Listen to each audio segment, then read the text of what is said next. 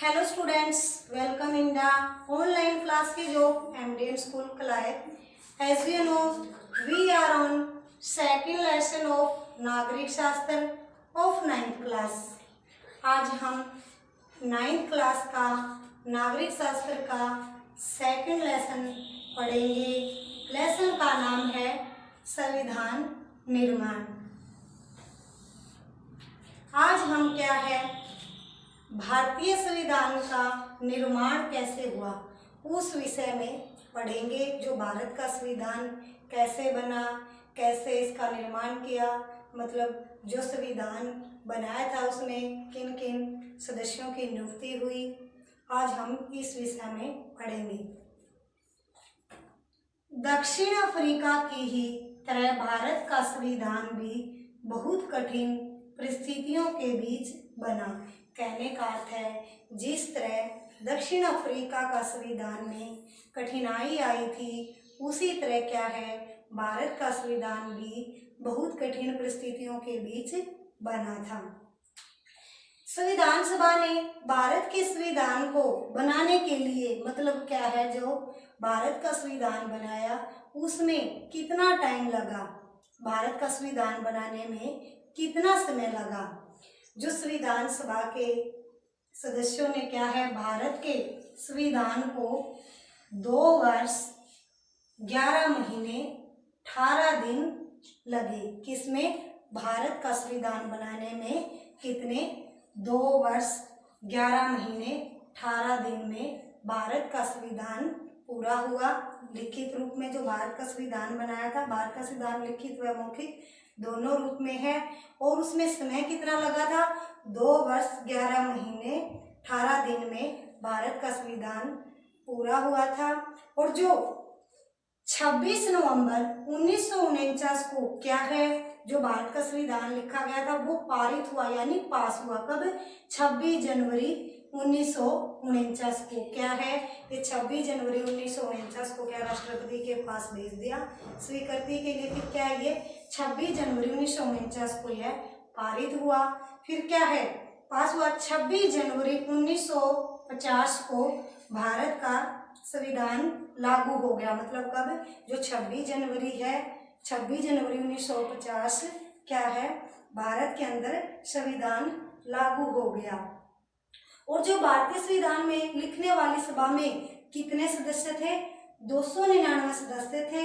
और इसमें क्या है जो भारतीय संविधान की जो संविधान लिखने की जो सभा थी उसमें सदस्य कितने थे 299 थे. और इसको क्या है जो 26 जनवरी को क्या है हम गणतंत्र के दिवस में मनाते हैं. हर वर्ष क्या हम 26 जनवरी को क्या है गणतंत्र के दिवस में मनाते हैं. ठीक है, आगे अब हम कंटिन्यू पढ़ेंगे.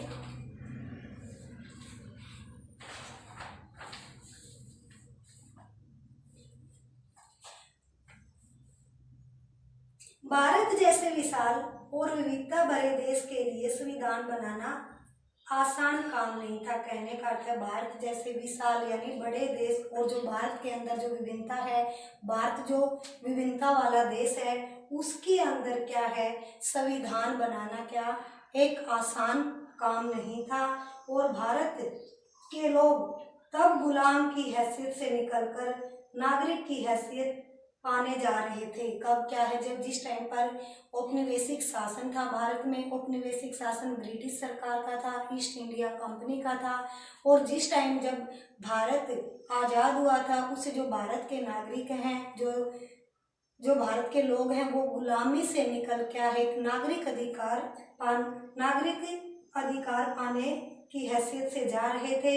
और देश ने धर्म के आधार पर हुए बंटवारे की विभीषिका झेली थी. किसने देश में जो धर्म के आधार पर बटा हुआ था जैसे मुस्लिम और हिंदू, वो क्या है ऐसे अंग्रेजों ने क्या है अंग्रेजों का क्या कार्य था फूट डालो राज करो. उन्होंने जो मुस्लिम है हिंदू हैं उनके बीच क्या है फूट डालो राज करो की नीति की थी. जो इस्लाम धर्म था और हमारा क्या था हिंदू धर्म, ऐसे उन्होंने क्या है अलग कर दिया था, और जिससे क्या है, धर्म के आधार पर जो भारत और पाक एक देश थे, दोनों क्या है, धर्म के आधार पर अलग अलग बंट गए। ये सब किसके कारण हुआ?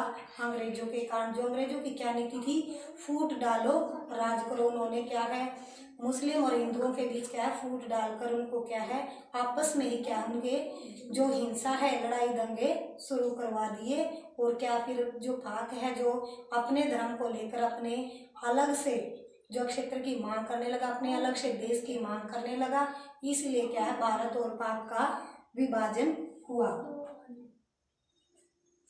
भारत और पाकिस्तान के लोगों के लिए बंटवारा भारी बर्बादी और दहलाने वाला अनुभव था। जो मैंने अभी बताया, जो भारत और पाकिस्तान का धर्म के आधार पर बंटवारा हुआ, वो क्या था, एक बर्बादी था और एक वो दहलाने वाला अनुभव था।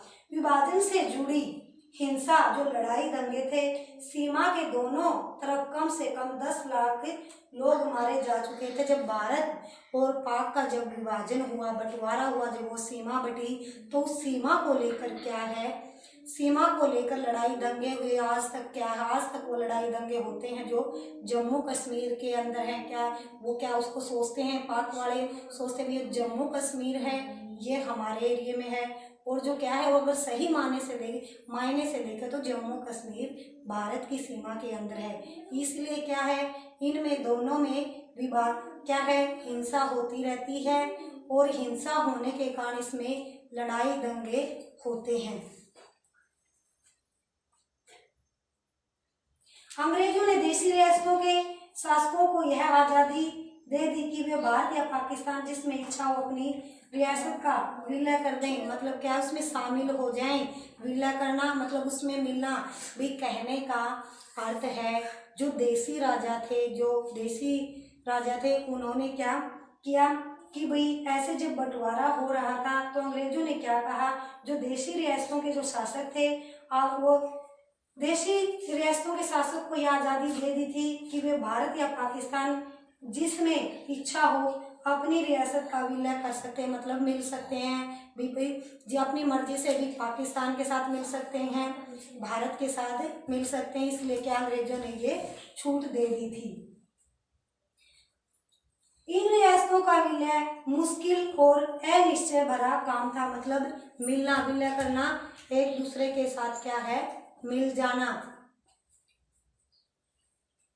और जब संविधान लिखा जा रहा था तब देश का भविष्य इतना सुरक्षित और चैन भरा नहीं लगता था जितना आज है। कहने का अर्थ है, जब हमारा देश आज़ाद हुआ उस टाइम पर जब हम भारत का संविधान लिख रहे थे, हमारे लिए क्या है, उस टाइम पर क्या, भारत का संविधान लिखना बहुत मुश्किल और असुरक्षित था। और जितना आज संविधान निर्माताओं को देश के वर्तमान और भविष्य की चिंता थी, कहने का अर्थ उस टाइम पर इतना सुरक्षित नहीं था और चैन भरा नहीं लगता था जितना आज हमारा संविधान सुरक्षित है। और जो संविधान के जो निर्माता थे, जो संविधान लिख रहे थे, तो उन्होंने देश के वर्तमान और भविष्य की चिंता थी। ये तो क्या था, जो भारतीय संविधान का निर्माण है कैसे बना, भी किन किन परिस्थितियों का, किन किन मुश्किलों का, कठिनाइयों का सामना किया, और कैसे भाई भारत और पाक दोनों धर्म के आधार पर अलग अलग देश बन गए। अब हम क्या है, जो संविधान निर्माण का रास्ता है उस विषय में पढ़ेंगे। सारी मुश्किलों के बावजूद भारतीय संविधान निर्माताओं को एक बड़ा लाभ था। दक्षिण अफ्रीका में जिस तरह संविधान निर्माण के दौर में ही सारी बातों पर सहमति बनानी पड़ी, वैसी स्थिति उस समय के भारत में नहीं थी। कहने का अर्थ है, जैसे कि जो भारतीय संविधान के जो निर्माता थे उनको एक बड़ा लाभ यह हुआ कि उनको क्या है, भाई कोई सहमति पर विचार विमर्श नहीं करना पड़ा, कोई मतलब वो आपस में बहस विद्रोह नहीं करना पड़ा। क्योंकि इसके वहाँ जो दक्षिण अफ्रीका में क्या था, दक्षिण अफ्रीका में यूरोप से आई जो गोरी सरकार थी वो अल्पसंख्यक थे, क्योंकि उनका शासन था। जब दक्षिण अफ्रीका लोकतंत्र देश बन गया उस टाइम पर क्या था, और जो दक्षिण अफ्रीका के स्थायी निवासी थे अश्वेत लोग, उनके बीच क्या है जो मतभेद था उसको खत्म करके उन पर सहमति जताना बहुत मुश्किल काम था, कठिनाई थी। लेकिन भारत में ऐसा कुछ नहीं था और जो भारत के संविधान के जो निर्माता थे उनको यह लाभ हुआ। भारत में आजादी की लड़ाई के दौरान ही लोकतंत्र समेत अधिकांश बुनियादी बातों पर राष्ट्रीय सहमति बनाने का काम हो चुका था। जब आज़ादी की लड़ाई के दौरान जब हमारा देश स्वतंत्र हुआ, जब हमारे देश को मतलब संविधान बना रहे थे, लोकतंत्र देश बना रहे थे, तो उस टाइम पर जो बुनियादी बातें थी और वह क्या है बुनियादी बातों पर ही राष्ट्रीय सहमति बनाने का काम शुरू हो चुका था। हमारा राष्ट्रीय आंदोलन सिर्फ एक विदेशी सत्ता के खिलाफ संघर्ष भर नहीं था। कहने का अर्थ है कि जो हमारा राष्ट्रीय आंदोलन था सिर्फ जो विदेशी सत्ता है जिसका हमारे ऊपर औपनिवेशिक नियंत्रण था उसके खिलाफ संघर्ष नहीं था, विद्रोह नहीं था। यह न केवल अपने समाज को फिर से जगाने का वन अपने समाज और राजनीति को बदलने और नए सिरे से गढ़ने का आंदोलन भी था। मतलब कहने का अर्थ है कि भी जो हमने आंदोलन किया था आज़ादी के लिए, स्वतंत्रता पाने के लिए, अपने अधिकार लड़ने के लिए, समानता का अधिकार पाने के लिए, ये आंदोलन सिर्फ विदेशी सरकार के लिए नहीं था। ये आंदोलन उसके लिए भी था कि भी जो समाज को एक बार फिर से जगाना और जो हमारी राजनीति है उसको बदलना और नए सिरे से शुरू करना। आज़ादी के बाद भारत को किस रास्ते पर चलना चाहिए, इससे लेकर आज़ादी के संघर्ष के दौरान भी तीखे मतभेद थे। कहने का अर्थ है आज़ादी के बाद क्या है, आज़ादी के बाद भारत को भी किस रास्ते पर चलना है, जिससे क्या है जो हमारा देश गुलाम था, जो हमारे देश की आर्थिक स्थिति क्या है बिगड़ी हुई थी, कैसे हमारे देश की आर्थिक स्थिति को संभाला जाए, हमारे देश को क्या है विकास की तरफ ले जाया जाए, कैसे रास्ते को अपनाना चाहिए।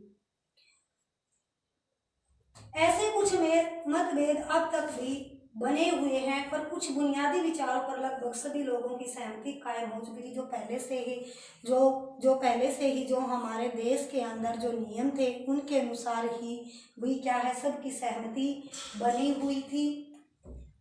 और 1928 में ही मोतीलाल नेहरू और कांग्रेस के 8 अन्य नेताओं ने भारत का एक संविधान लिखा था। क्या है जब 1928 में मोतीलाल नेहरू और जो उसके और समर्थक थे 8 नेता, उन्होंने क्या था भारत का संविधान लिखा था। और 1931 में कराची में हुए भारतीय राष्ट्रीय कांग्रेस के अधिवेशन में एक प्रस्ताव में यह रूपरेखा रखी गई थी कि आज़ाद भारत का संविधान कैसा होगा। भी कहने का अर्थ है जब मोतीलाल नेहरू और उसके जो समर्थक थे 8 नेता, उन्होंने भारत का संविधान लिखा। जब कराची के अंदर क्या है अधिवेशन हो रहा था, उसकी प्रस्तावना हो रही थी, तो उस टाइम पर क्या जो 8 और नेता थे और मोतीलाल नेहरू ने भी क्या किया भी आगे जो भारत का संविधान है वो कैसा होगा और कैसा होना चाहिए।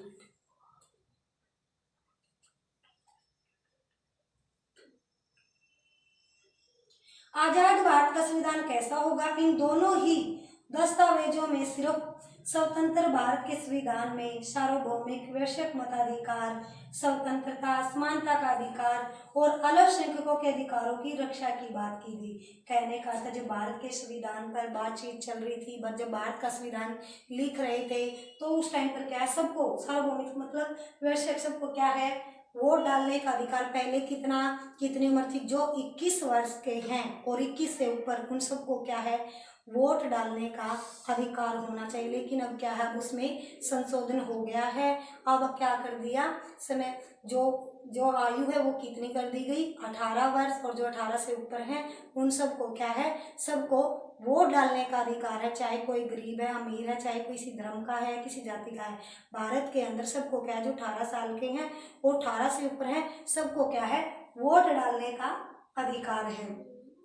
और स्वतंत्रता का अधिकार, समानता का अधिकार, जो अल्पसंख्यक हैं यानी थोड़े हैं मतलब किसी भाषा के आधार पर, धर्म के आधार पर, क्षेत्र के आधार पर अल्पसंख्यक यानी थोड़ी संख्या में उनके अधिकार को सुरक्षित करने की मांग की गई।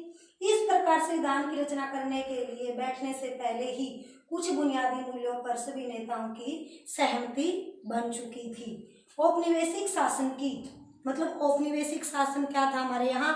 ब्रिटिश शासन, ईस्ट इंडिया कंपनी का, क्योंकि उन्होंने ही जो ईस्ट इंडिया कंपनी थी, जो ब्रिटिश शासन था, उन्होंने ही भारत पर नियंत्रण किया हुआ था।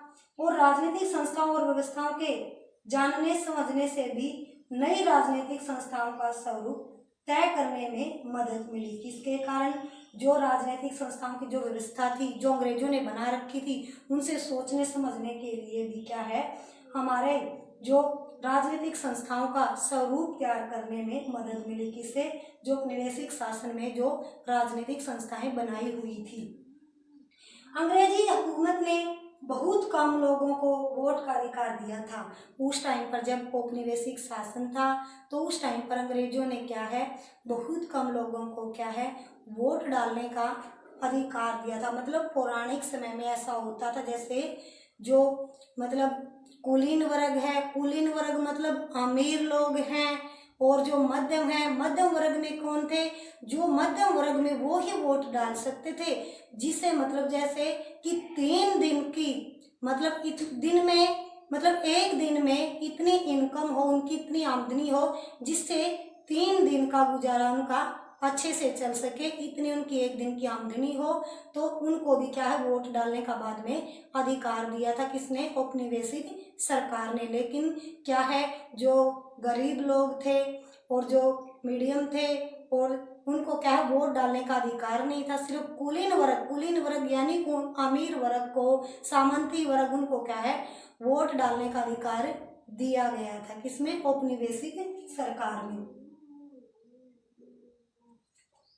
इसके आधार पर अंग्रेजों ने जिस विधायिका का गठन किया वह बहुत कमजोर थी। 1937 के बाद पूरे ब्रिटिश शासन वाले भारत में प्रादेशिक जो असेंबलियों के लिए चुनाव करवाए गए।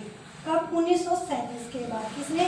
ब्रिटिश शासन वाले जो भारत की जो प्रादेशिक जो असेंबलियां थी, उसके लिए चुनाव करवाए गए। इसमें बनी सरकारें पूरी तरह क्या थी? लोकतांत्रिक नहीं थी। इनमें बनी सरकारें पूरी तरह लोकतांत्रिक नहीं थी, पर विधानसभाओं में जाने और काम करने का अनुभव तब बहुत लाभदायक हुआ, क्योंकि इन्हीं भारतीय लोगों को अपनी संस्थाएं और व्यवस्थाएं बनानी थी। कहने का अर्थ है, जब क्या है, जब 1937 के बाद भी पूरे ब्रिटिश शासन में जो प्रदेश के लिए जो चुनाव करवाए गए थे, इनमें जो बनी सरकार थी, क्या है, वो लोकतांत्रिक नहीं थी, यानी कि अलोकतांत्रिक थी। पर विधानसभाओं में जाने और काम करने का तब बहुत लाभ हुआ हमें। जब हमने जो काम किया, उसका जो हमने अनुभव हुआ, उसमें हमें बहुत लाभ हुआ, क्योंकि इन्हीं भारतीय लोगों को अपनी संस्थाएं और व्यवस्थाएं बनानी थी और चलाना था। इसी कारण भारतीय संविधान में कई संस्थाओं को पुरानी व्यवस्था से लगभग 10 का 10 अपना लिया गया था। मतलब जो पुरानी विधानसभाएं थी और जो नई विधानसभाएं थी, उसमें थोड़ा बहुत फेरबदल था। जैसे कि 1935 का भारत सरकार कानून आजादी के बाद सरकार के स्वरूप को लेकर वर्षों पहले से चले चिंतन यानी चिंता और बहसों ने मतलब बहस होना, विचार विमर्श करना, बहस ने भी काफी लाभ पहुंचाया। जो विचार विमर्श करते हैं, जो मतलब किसी मुद्दे पर बहस होती है, और हमारे नेताओं में इतना आत्मविश्वास आ गया था कि उन्हें बाहर के विचार और अनुभव को अपनी जरूरतों के अनुसार अपनाने में कोई हिचक नहीं हुई। हमारे अनेक नेता फ्रांसीसी क्रांति के आदर्शों, ब्रिटेन के संसदीय लोकतंत्र के कामकाज और अमेरिका के अधिकारों की सूची से काफी प्रभावित हुए। भी कहने का अर्थ, जो हमारे अनेक नेता थे, जो फ्रांसीसी क्रांति में जो नियम अपनाए गए थे, उसके बाद जो आदर्श थे, और ब्रिटेन की जो संसदीय लोकतंत्र के जो कामकाज करने के तरीके थे, और अमेरिका के अधिकारों की जो सूची थी, उससे वे क्या है, काफी प्रभावित थे। रूस में हुई समाजवादी क्रांति ने भी अनेक भारतीयों को क्या है, प्रभावित किया, और वे सामाजिक और आर्थिक समता पर आधारित व्यवस्था बनाने की कल्पना करने लगे। कहने का अर्थ है भी कल्पना करने लगे, मतलब और अपमन ये मन क्या है, कल्पना करना, मतलब जो जैसी व्यवस्था उन्होंने देखी रूस के जो के अंदर, अमेरिका के अंदर, फ्रांस के अंदर, वो सब की मन ही मन क्या है, अपनी आर्थिक क्षमता पर आधारित व्यवस्था बनाने के लिए कल्पना करने लगे।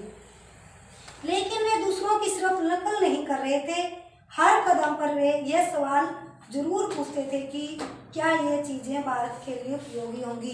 कहने का अर्थ है जो भारत जो संविधान के निर्माता थे, जिन्होंने क्या देश के मतलब जो अलग अलग देशों के जो संविधान की व्याख्या की, उनके संविधान के जो नियम थे, जो अधिकार थे, जो कानून थे, वो भारत में लागू करने के लिए वो क्या है, नकल नहीं कर रहे थे। वो हर कदम पर क्या है, ये सवाल जरूर पूछते थे कि ये चीज़ें भारत के लिए उपयोगी होंगी, क्या भारत के लिए लाभदायक होंगी, जिससे क्या है जो देश की आर्थिक स्थिति में विकास हो सके, देश का विकास हो सके। और इन सभी चीज़ों ने हमारे संविधान के निर्माण में मदद की। जो ये सारी चीज़ें थी भारत के संविधान बनाने में क्या है, मदद की। आज हम यहीं तक पढ़ेंगे जो संविधान सभा है, कल हम इसको क्या है डिटेल से पढ़ेंगे। जो टॉपिक मैंने आपको पढ़ाया है, इस टॉपिक को आप कॉपी पर राइट करोगे और लर्न करोगे। Thank you students, have a nice day. घर पर रहें, सुरक्षित रहें। बंद क्यों नहीं करी रे?